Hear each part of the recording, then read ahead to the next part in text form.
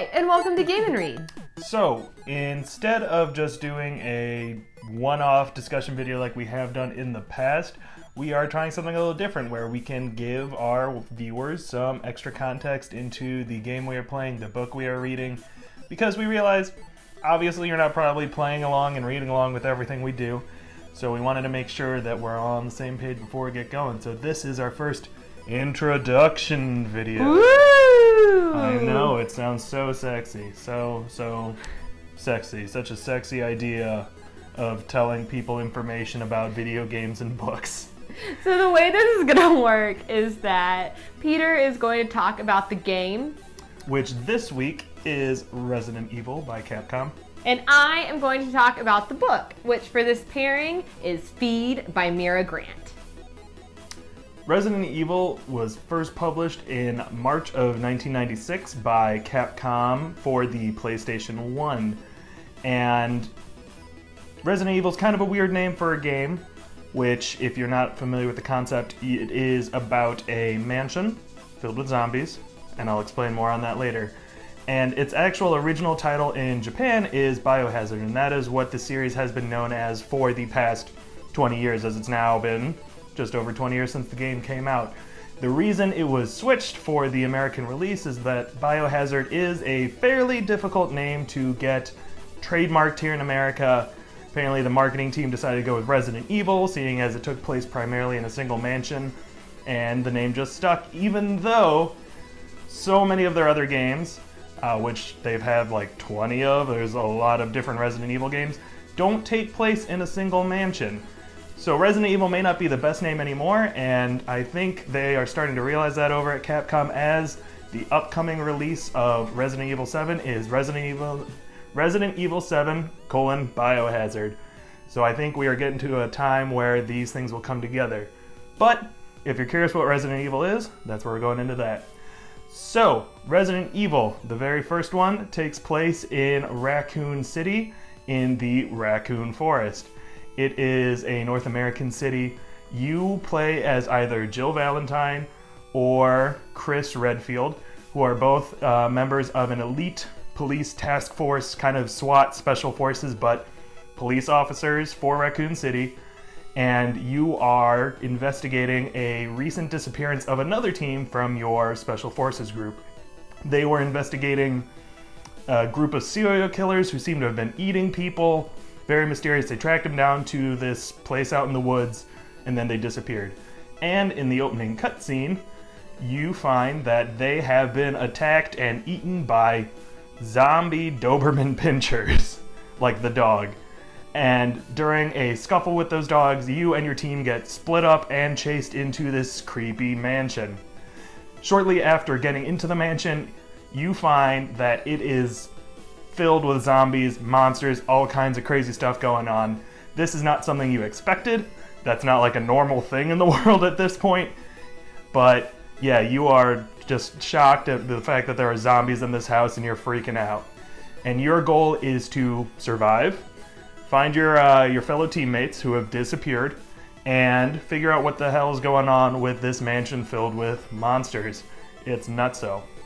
So the way this game plays is a little bit, I liken it to a little bit like an adventure game with zombie killing mechanics. So you're walking around, you're not really running, it's not first person, it's from a very kind of top-down fixed camera point of view.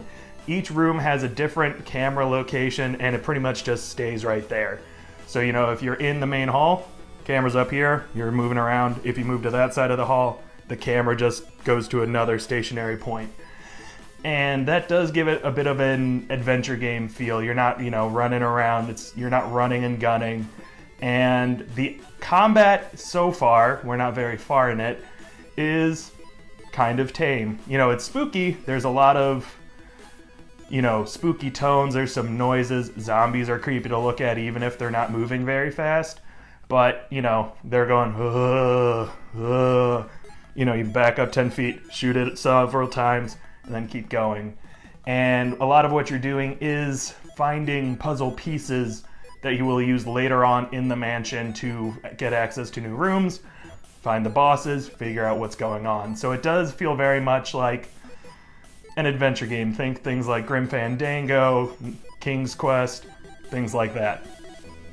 But there's definitely a survival fighting mechanic. You don't have unlimited ammo, it's hard to find ammunition. If your gun runs out of bullets, you have to try and fight zombies with a knife, which doesn't go very well. You start getting bitten up. There are very limited resources in this game, and you need to make sure that you aren't just using them willy-nilly, otherwise it's going to be a lot harder to survive. And so far it's been pretty interesting, but that's what it is. You are still trying to solve puzzles, trying to fight the handful of monsters you encounter, and you're trying to survive. A few other things about the Resident Evil series, as if you haven't played one of those but you're familiar with the name, there's good reason. It has been a very popular game franchise for the past 20 years. I looked it up. They have released at least one game 16 of the past 20 years, and those include the remakes that they've done. That includes just new games, offshoots, all kinds of crazy stuff. Additionally, they've made like 6 Resident Evil movies, which I've heard they're pretty bad, but they have definitely kept coming out. They're not based around the main series storyline, but they exist. So if you've heard Resident Evil, we're going back to where it all began, the original game. That being said, there are about 6 different versions of the original game. First one came out in '96 for the PlayStation. 1 year later, they released the director's cut. A year after that, they re-released the director's cut. And then they re-released the first game again in 2002 for the GameCube PS2 era. And the one we are actually playing is an HD remake of that 2002 remake. So that may seem very complex. It's effectively the same original game, it just looks nicer. They changed a couple of mechanics. I think they added one boss fight at some point along there. But for the most part, it is the same main story of the original 1996 release. It is also the one that is currently available on PlayStation Plus, which is how we decided to procure it, as, we've got a PS4, we have PlayStation Plus, nothing wrong with free games. So, Feed is the first book in the Newsflash trilogy by Mira Grant. It was published in May of 2010 by Orbit. Feed follows siblings Sean and Georgia, bloggers who document zombies and the culture that has come up and developed after the Rising.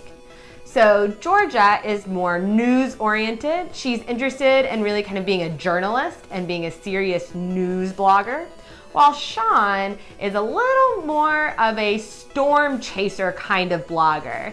He likes the danger of getting really close to hordes of zombies that maybe are a little quicker than we necessarily think so.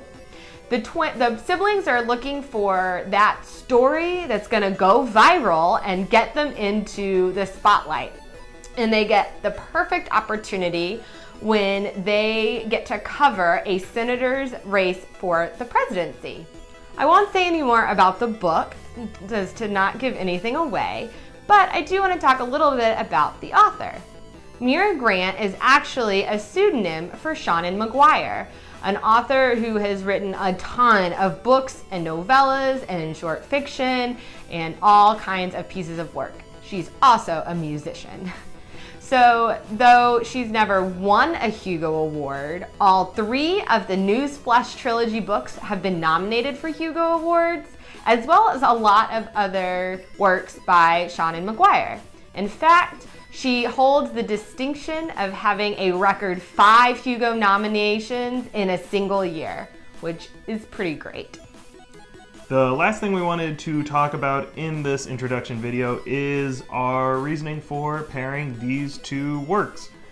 And it actually goes back to the beginning of our blog, what is now a year ago.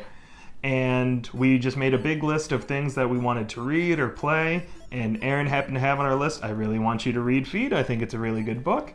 And I had on my list, I've always wanted to play a Resident Evil game, which now thankfully we are doing both of those, and they happen to fit really well together. So for about a year now we've been meaning to do this, and it just seems right. We've got Resident Evil, the HD version on PlayStation Plus. It's October, the perfect time to talk about zombies, and it just seemed like a really good fit. because while they both deal with zombies and how that is kind of a big part in this world that's being created, they come at different aspects of it.